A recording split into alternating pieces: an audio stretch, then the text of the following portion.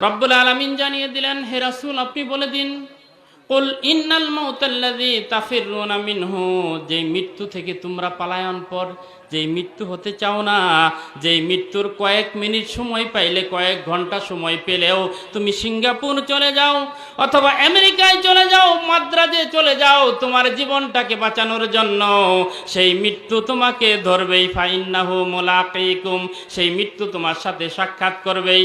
ফাইন্নাহু মুলাকিকুম সুম্মা তুরাদ্দুনা ইলা আলিমিল গায়বি ওয়াশ শাহাদাতি, অতঃপর তুমি ফিরে যাবে দৃশ্য এবং অদৃশ্যর যিনি জানেন সেই রব্বুল আলামিনের দরবারে তুমি ফিরে যাবে। সুম্মা তুরাদ্দুনা ইলা আলিমিল গায়বি ওয়াশ শাহাদাতি ফায়ুনাব্বিউকুম বিমা কুনতুম তা'মালুন, এবং তুমি যা যা করেছো সব কিছুই তোমাকে জানিয়ে দেওয়া হবে। কথা বলেন ঠিক কিনা? তাহলে মৃত্যু যে কোনো সময় আপনাকে আমাকে ধরবে। এই মৃত্যুর আগে আমাদের প্রস্তুতি নেওয়ার দরকার আছে না নাই? এখন যদি বলি যে আজকে ফজরের নামাজ কয়জন পড়ছেন, তাহলে কিন্তু খবর আছে। কথা বলেন ঠিক না?